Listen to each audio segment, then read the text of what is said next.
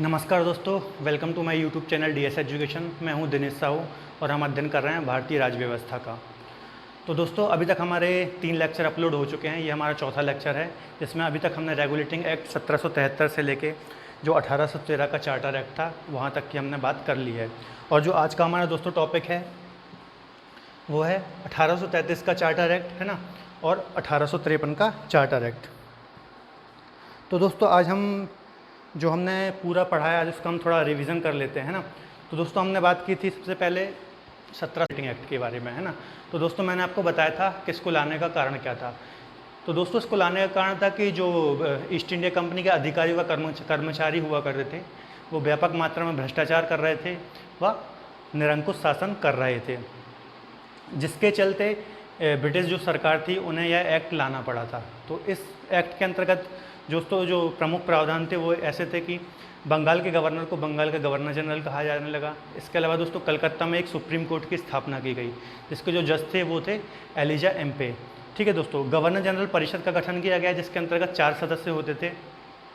इसके अलावा दोस्तों जो जो ईस्ट इंडिया कंपनी के अधिकारी होते थे उन्हें भारतीयों से रिश्वत लेने, उपहार लेने व निजी व्यापार करने में प्रतिबंध लगा दिया गया। ठीक है दोस्तों। तो इसके बाद हमने पढ़ा था दोस्तों 1784 का पिट्स इंडिया एक्ट। इसके अंतर्गत दोस्तों पहली बार ड्यूअल सिस्टम देखने को मिला, ठीक है, या फिर हम बोलेंगे हिंदी में द्वैत शासन देखने को मिला, इसके अंतर्गत दोस्तों दो बॉडी देखने को मिली हमें। एक थे बोर्ड ऑफ डायरेक्टर और एक थे बोर्ड ऑफ कंट्रोलर। तो बोर्ड ऑफ डायरेक्टर में दोस्तों कंपनी के शेयरधारक होते थे जो कंपनी के व्यापारिक मामले देखते थे, और जो बोर्ड ऑफ कंट्रोलर होते थे, ठीक है, जो बॉडी को कंट्रोल करते थे, वो राजनीतिक या प्रशासनिक मामले देखते थे। इसमें दोस्तों 6 सदस्य होते थे बोर्ड ऑफ कंट्रोलर के अंतर्गत, जिसे क्राउन नॉमिनेट करता था। इसके बाद दोस्तों हमने इसके अंतर्गत और जो चर्चा की थी कि जो गवर्नर जनरल की परिषद हुआ करती थी, जिसमें 1773 के एक्ट के द्वारा 4 सदस्य थे गवर्नर जनरल की परिषद में, इसमें घटा के 3 कर दी गई। ठीक है, गवर्नर जनरल की परिषद में सदस्य संख्या 3 कर दी गई। इसके अलावा दोस्तों जो कलकत्ता था उसे राजधानी क्षेत्र घोषित किया गया, ठीक है, और पहली बार भारत को ब्रिटिश आधिपत्य क्षेत्र कहा गया।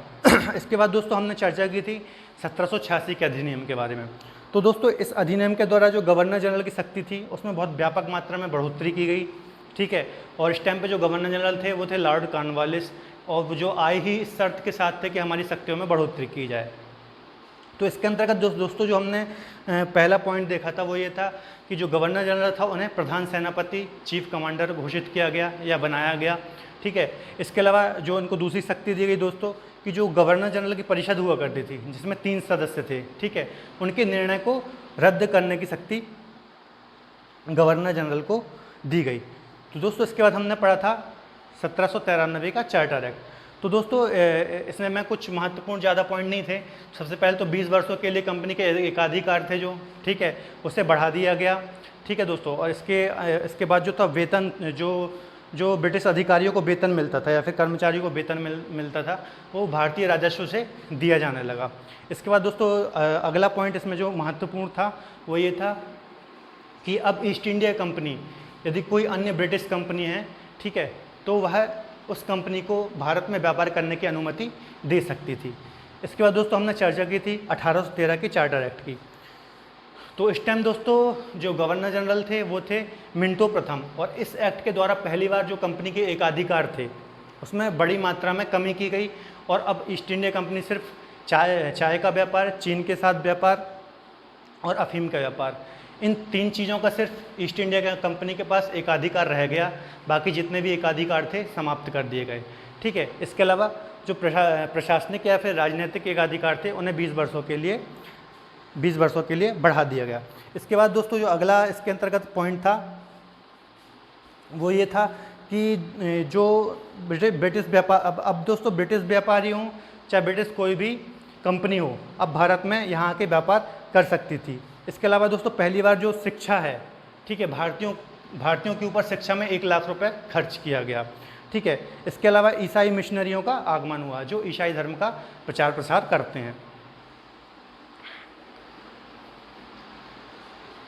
तो दोस्तों इसके बाद आज का हमारा टॉपिक है चार्टर एक्ट 1833 का, ठीक है दोस्तों।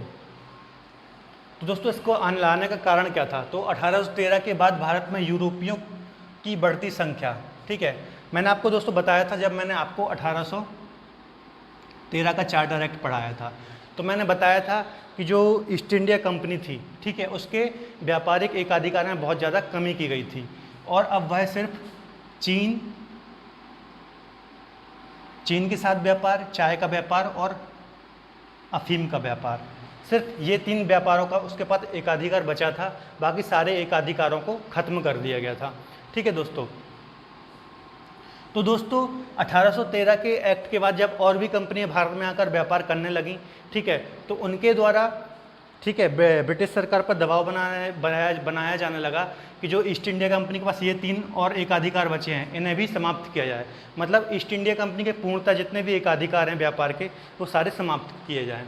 ठीक है, इसके अलावा व्यापारिक एकाधिकार समाप्त करने का दबाव, ये कारण था इसका मेन। ठीक है, इसके बाद दोस्तों हम प्रावधान की चर्चा कर लें, तो इसके अंतर्गत जो पहला प्रावधान है, बंगाल के गवर्नर जनरल को भारत का गवर्नर जनरल कहा जाने लगा।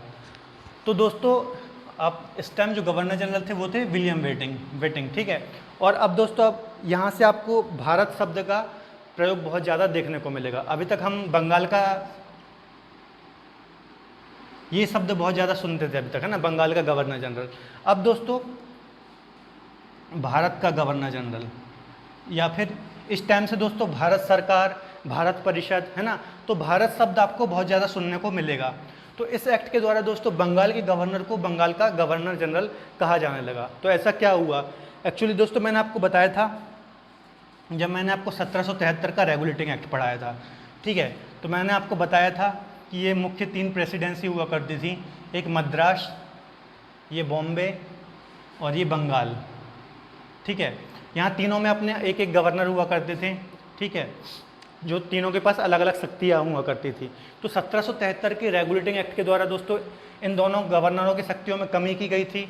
ठीक है, और बंगाल का जो गवर्नर हुआ करता था उसकी शक्ति में बढ़ोतरी की गई थी, और उस टाइम बंगाल के गवर्नर को बंगाल का गवर्नर जनरल कहा जाने लगा था। लेकिन अभी भी जो ये गवर्नर हुआ करते थे, इनके पास कुछ शक्तियाँ या फिर कुछ कानून बनाने की शक्तियाँ थीं। ठीक है, तो इस एक्ट के द्वारा जो ये गवर्नर थे दोस्तों, ठीक है, इनकी जो थोड़ी बहुत कानून वगैरह बनाने की शक्ति थी, इनके पास जो थोड़ी बहुत शक्तियाँ बची थीं, उन्हें भी समाप्त कर दिया गया। ठीक है, और वो शक्तियाँ दे दी गई बंगाल के गवर्नर को। ठीक है दोस्तों, तो इस एक्ट के द्वारा जो दोस्तों जो बंगाल का गवर्नर जनरल हुआ करता था, उसकी शक्तियों में बहुत व्यापक मात्रा में बढ़ोतरी हुई। ठीक है, इसी कारण दोस्तों बंगाल के गवर्नर को बंगाल का गवर्नर जनरल कहा जाने लगा। इसके बाद दोस्तों गवर्नर जनरल परिषद की संख्या 4। दोस्तों हमने पढ़ा था पिट्स इंडिया एक्ट के अंतर्गत, ठीक है, कि गवर्नर जनरल की जो परिषद हुआ करती थी उसकी सदस्य संख्या 3 थी। देखिए सबसे पहले हमने पढ़ा था रेगुलेटिंग एक्ट, ठीक है, उसमें जो गवर्नर जनरल की परिषद हुआ करती थी उसमें सदस्य संख्या थी 4। फिर पिट्स इंडिया एक्ट आया था दोस्तों, ठीक है, उसमें कर दी गई 3, -1 कर दिया गया। फिर दोस्तों ये 1833 का जो चार्टर एक्ट आया, ठीक है, उसमें फिर से कितनी गई 4। लेकिन दोस्तों एक बात ध्यान रखने वाली बात है, जो ये 4 सदस्य संख्या, चौथा सदस्य जोड़ा गया, ठीक है, यह अस्थायी सदस्य जोड़ा गया। ठीक है, और जो था ये विधि सदस्य था। ठीक है, ये देखिए अस्थायी सदस्य था, ठीक है, विधि सदस्य के रूप में जोड़ा गया। और ये कौन थे? Lord Macaulay. अस्थायी सदस्य से क्या मतलब है दोस्तों, कि इन्हें वोट देने का अधिकार नहीं था। ठीक है, तो ये चौथा सदस्य जो जोड़े गए वो अस्थायी सदस्य थे, जिन्हें वोट देने का अधिकार नहीं था। आगे हम देखेंगे 1853 के एक्ट में कि इन्हें स्थायित्व प्रदान किया जाएगा, मतलब स्थायी सदस्य बनाया जाएगा। इसके बाद तीसरा फैक्ट है दोस्तों, संपूर्ण भारत में बजट बनाया जाने लगा। तो दोस्तों हम देखेंगे कि इस एक्ट के द्वारा, ठीक है, जो केंद्रीकरण हमने देखा था, तो इसमें और मजबूती देखने को मिलेगी, और ज़्यादा केंद्रीकरण किया जाएगा शक्तियों को। मतलब जो गवर्नर जनरल हुआ करते थे उनकी शक्तियों में और ज़्यादा बढ़ोतरी की गई, और अब संपूर्ण भारत के लिए एक बजट सिस्टम आ गया, संपूर्ण भारत के लिए एक बजट बनाने जाने की प्रक्रिया शुरू हो गई। इसके बाद दोस्तों बंगाल व मद्रास प्रेसिडेंसी के गवर्नर की विधायी शक्तियों में पूर्णतः समाप्त कर दिया गया। मैंने आपको समझाया दोस्तों कि जो मद्रास और ये बॉम्बे या फिर महाराष्ट्र, इसके जो गवर्नर हुआ करते थे, इनकी जो भी विधायी शक्तियाँ हुआ करती थी, कानून बनाने की इनके पास शक्ति थी, उन्हें पूर्णतः समाप्त कर दिया गया। ठीक है, और इसे ट्रांसफ़र कर दिया गया बंगाल के गवर्नर को, ठीक है। और अब बंगाल के गवर्नर को भारत का गवर्नर जनरल कहा जाने लगा, जो कि थे पहले फर्स्ट लॉर्ड विलियम बेंटिंक। इसके बाद दोस्तों अगला पॉइंट है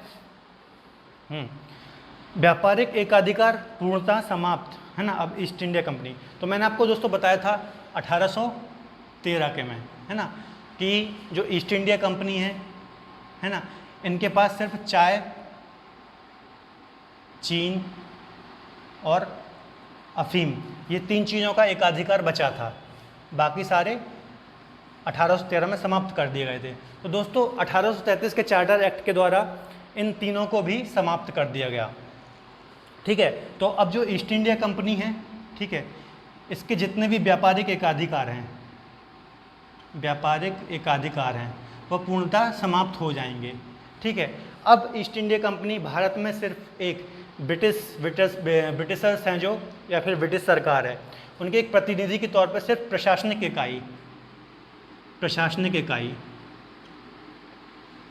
इकाई रह जाएगी और यहाँ पे सिर्फ प्रशासन करेगी, ठीक है। तो मैंने आपको बताया था कि 2 प्रकार के इनके पास एकाधिकार थे, ठीक है, ईस्ट इंडिया कंपनी के पास।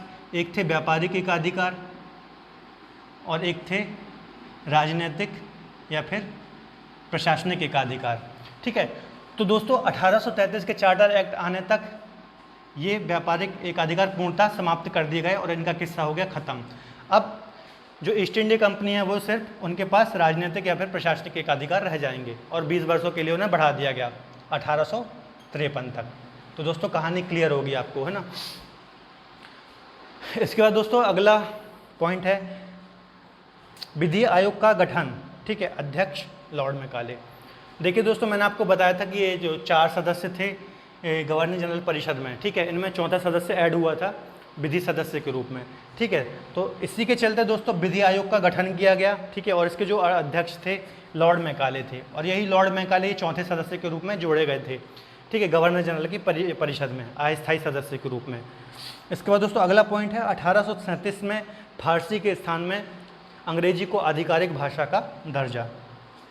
तो दोस्तों मुग़लों के टाइम पे मुग़लों ने फारसी को अपनी राजकीय भाषा का दर्जा दिया था, ठीक है। तो अब अंग्रेज़ों ने 1837 में फारसी को हटाकर अंग्रेजी को आधिकारिक भाषा का या ऑफिशियल लैंग्वेज का दर्जा दिया, ठीक है दोस्तों।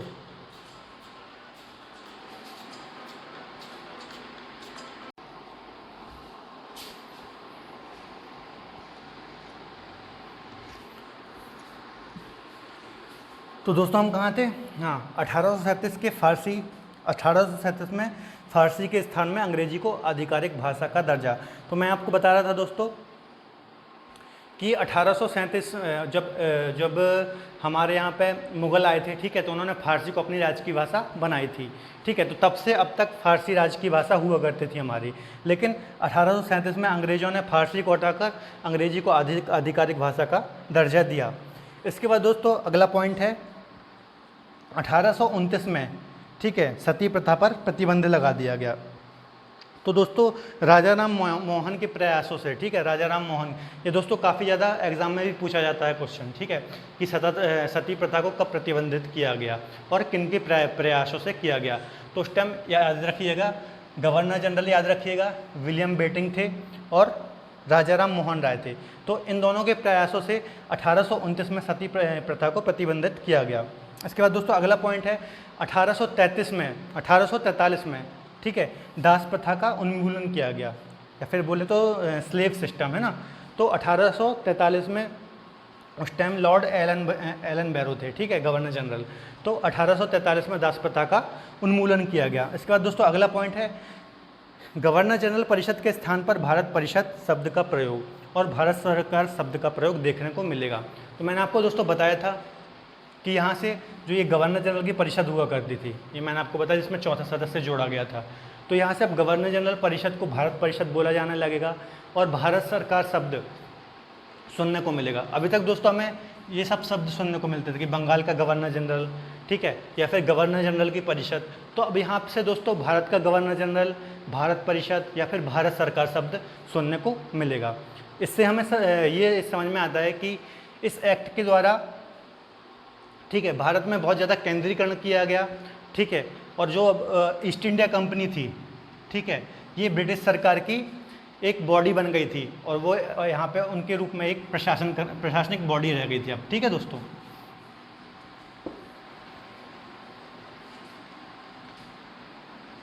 इसके बाद दोस्तों अगला पॉइंट है, अगला हमारा एक्ट है दोस्तों कि 1853 का चार्टर एक्ट। तो उस टाइम पे दोस्तों जो गवर्नर जनरल थे वो थे लॉर्ड डलहौजी। आप जब हिस्ट्री अध्ययन करेंगे तो ये लॉर्ड डलहौजी हैं, ठीक है, इन्हीं के टाइम पे रेल वगैरह भी आता है, तो ये काफ़ी इम्पोर्टेंट है। तो इसके अंतर्गत दोस्तों पहला प्रावधान है कि दोस्तों इसके अंदर अब हमें इस एक्ट के द्वारा भारत में पहली बार संसदीय व्यवस्था, ठीक है, देखने को मिलेगी। जैसे अभी हम देखते हैं कि भारत में हमारे यहाँ पे, ठीक है, संसदीय व्यवस्था है और दो बॉडी होती हैं, ठीक है, एक लोकसभा है, एक राज्यसभा है, ठीक है, ये दो हैं। तो उसी प्रकार का कुछ सिस्टम हमें देखने को मिलेगा। तो एक तो हमने अभी तक पढ़ते आ रहे थे कि गवर्नर जनरल की परिषद हुआ करती थी, ठीक है। उसके अलावा एक और चीज़ हमें नई बॉडी देखने को मिलेगी, विधान परिषद, ठीक है दोस्तों। तो इस एक्ट के द्वारा विधान परिषद का गठन किया गया है, विधान परिषद बनाई गई जिसमें 12 सदस्य हुआ करते थे और इसे छोटी संसद कहा गया, ठीक है दोस्तों। तो ये विधान परिषद का गठन किया गया जिसमें 12 सदस्य होते थे और छोटी संसद कहा गया। इस प्रकार से भारत में संसदीय व्यवस्था का आधार तैयार हुआ। दूसरा पॉइंट है दोस्तों ब्रिटिश संसदीय मॉडल पर आधारित, इसी के अंतर्गत है, ठीक है दोस्तों।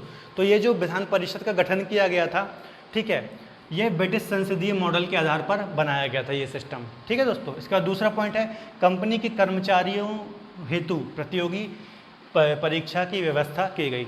तो दोस्तों पहली बार प्रतियोगी परीक्षाओं की व्यवस्था की गई, ठीक है। जो कंपनी के अधिकारी व कर्मचारी हुआ करते थे उनके लिए यह प्रतियोगी परीक्षा की व्यवस्था की गई। इसके अलावा दोस्तों हमने देखा था कि जो 1833 के चार्टर एक्ट में चौथा गवर्नर जनरल की परिषद में चौथा सदस्य जोड़ा गया था, ठीक है। तो इसे पूर्ण सदस्य का दर्जा प्राप्त हुआ, ठीक है दोस्तों। इसमें अस्थायी सदस्य था, इसमें इसको वोट देने का अधिकार नहीं था, लेकिन इस एक्ट के द्वारा इसे स्थायित्व प्रदान किया गया और अब इसे वोट देने का अधिकार था। तो दोस्तों इसमें लॉर्ड मैकाले थे, ठीक है, ये आप याद रखिएगा। जो विधि सदस्य जोड़े गए थे वो लॉर्ड मैकाले थे। तो इसमें दोस्तों 3 ही पॉइंट है, ज़्यादा इंपॉर्टेंट पॉइंट नहीं है। मेन जो दोस्तों हमारा आज का एक्ट है ये 1833 का एक्ट है जो काफ़ी इंपॉर्टेंट है। तो इसको हम एक बार रिवीजन करेंगे दोस्तों। तो हमने इसके अंतर्गत देखा दोस्तों कि इस टाइम जो गवर्नर जनरल हुआ करते थे वो कौन थे, लॉर्ड विलियम बेटिंग, है ना।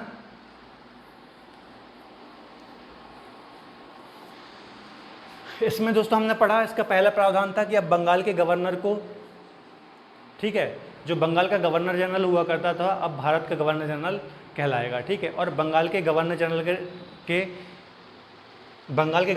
को भारत का गवर्नर जनरल कहा जाने लगेगा, जो थे लॉर्ड विलियम बेटिंग। ये दोस्तों एग्जाम में भी बहुत पूछा जाता है कि भारत के पहले गवर्नर जनरल कौन थे, तो लॉर्ड विलियम बेटिंग, है ना। इसके बाद दोस्तों दूसरा हमने फैक्ट पढ़ा, गवर्नर जनरल परिषद की संख्या में बढ़ोतरी की गई, ठीक है। पहले पिट्स इंडिया एक्ट में हमने देखा था 3 सदस्य हुआ करते थे, ठीक है। अब 1833 के चार्टर एक्ट के द्वारा चौथे सदस्य को जोड़ा गया, ठीक है, जो थे लॉर्ड मैकाले, ठीक है। ये विधि सदस्य के रूप में जोड़े गए थे और अस्थायी सदस्य थे, इन्हें वोट देने का अधिकार नहीं था। इसके बाद दोस्तों हमने पढ़ा जो संपूर्ण भारत है उसमें एक बजट सिस्टम देखने को मिला, ठीक है। संपूर्ण भारत के लिए एक बजट बनाया जाने लगा। इसके अलावा दोस्तों जो बंगाल और मद्रास प्रेसिडेंसी हुआ करती थी, इनके गवर्नरों को, जो इनके गवर्नर हुआ करते थे, इनकी जो विधायी शक्तियाँ थी उन्हें पूर्णतः समाप्त कर दिया गया, ठीक है। और जो बंगाल के गवर्नर जनरल हुआ करते थे, ठीक है, उन्हें और शक्तियाँ दी गई और अब उन्हें भारत का गवर्नर जनरल कहा जाने लगा। इसके बाद दोस्तों हमने देखा भारत एकाधिकार, व्यापारिक एकाधिकार को पूर्णतः, ईस्ट इंडिया कंपनी के पास जो 3 व्यापारिक एकाधिकार बचे थे, चाय, चीन और अफीम, इन्हें भी समाप्त कर दिया गया, ठीक है। और अब ईस्ट इंडिया कंपनी के पास जो व्यापारिक एकाधिकार थे वो पूर्णतः समाप्त हो चुके थे और अब वह यहाँ पे ब्रिटिश सरकार की एक प्रशासनिक इकाई के रूप में कार्य कर रही थी। इसके बाद दोस्तों अगला पॉइंट है कि विधि आयोग का गठन किया गया। दोस्तों इसके अंतर्गत विधि आयोग का गठन किया गया और इसके जो अध्यक्ष थे वो थे लॉर्ड मैकाले। फिर 1837 में दोस्तों फारसी के स्थान में अंग्रेजी को राजकीय भाषा का दर्जा दिया गया। इसके बाद दोस्तों सती प्रथा को 1829 में राजा राम मोहन राय के साथ मिलकर, ठीक है, लॉर्ड विलियम बेटिंग के प्रयासों से इसे प्रतिबंधित किया गया और 1843 में दास प्रथा का उन्मूलन किया गया। और अब गवर्नर जनरल जो शब्द हमने यहाँ पे देखते थे तो वहाँ पे भारत के गवर्नर जनरल का शब्द देखने को मिलेगा आपको। और इसके अलावा दोस्तों भारत परिषद शब्द देखने को मिलेगा, भारत सरकार शब्द देखने को मिलेगा। इसके बाद दोस्तों हमने 1853 का चार्टर एक्ट देखा। तो पहली बार दोस्तों हमें संसदीय व्यवस्था देखने को मिलेगी इसके अंतर्गत, ठीक है। इसमें 2 बॉडी बनाई गई, एक गवर्नर जनरल परिषद हुआ करती थी और एक विधान परिषद का गठन किया गया, जिसके अंतर्गत 12 सदस्य हुआ करते थे। इसे छोटी संसद भी बोला जाता था। यह दोस्तों ब्रिटिश संसदीय मॉडल पर आधारित थी। इसके बाद दोस्तों अगला पॉइंट है कंपनी के कर्मचारियों हेतु प्रतियोगी परीक्षाओं की व्यवस्था, या फिर हम बोले ICS की जो परीक्षा हुआ करती थी उस टाइम पे, ठीक है। यहाँ लंदन में इनका आयोजन किया जाने लगा। इसके बाद दोस्तों विधि सदस्य को पूर्ण सदस्य का दर्जा, हमने देखा था दोस्तों जो 1833 में चार्टर एक्ट हमने पढ़ा था, उसमें चौथा सदस्य विधि सदस्य के रूप में जोड़ा गया था जो कि अस्थायी था, ठीक है। इस एक्ट के द्वारा उसे स्थायी रूप प्रदान किया गया और अब वह वोट देने का अधिकार उसके पास था। तो दोस्तों आज के लिए इतना ही, ठीक है। आज हमने जो हमारे चार्टर एक्ट थे वो सारे ख़त्म हुए है ना। 1853 का ये लास्ट चार्टर एक्ट था, ठीक है दोस्तों। तो इसके बाद अगले लेक्चर में हम देखेंगे अगला एक्ट देखेंगे, और अब हमें देखने को मिलेगा वायसराय शब्द सुनने को मिलेगा, ठीक है दोस्तों। तो वो हम अगले लेक्चर में चर्चा करेंगे। तो दोस्तों मैं आपको बता दूं, हम यहाँ पे भारतीय राज्य व्यवस्था का अध्ययन कर रहे हैं, ठीक है। और ये हमारा आज का चौथा लेक्चर था। इसके बाद हम रेगुलर डेली में एक लेक्चर अपलोड करूँगा, ठीक है। और हम जो अध्ययन कर रहे हैं उसका लेवल क्या है, तो UPSC, ठीक है, UPSC, स्टेट PSC, कोई भी स्टेट PSC हो, ठीक है, SSC, उसके अलावा रेलवे, ठीक है दोस्तों, सब इंस्पेक्टर होता है, टीचर होता है, कोई भी एग्ज़ाम हो दोस्तों, कोई भी जो कॉम्पिटिशन या कॉम्पिटिटिव एग्ज़ाम होता है, ठीक है। सारे एग्ज़ाम को ध्यान में रख के मैं यहाँ फैक्ट कवर कर रहा हूँ और हर एक छोटा सा छोटा फैक्ट हम यहाँ पे कवर कर रहे हैं। तो ये हर एग्ज़ाम की दृष्टि से इम्पोर्टेंट है दोस्तों। तो आप हमारे चैनल को प्लीज़ सब्सक्राइब कर लीजिए और अपने दोस्तों के साथ शेयर कीजिए। और दोस्तों वीडियो को यदि आपको पसंद आता है तो लाइक ज़रूर कर लीजिएगा। धन्यवाद।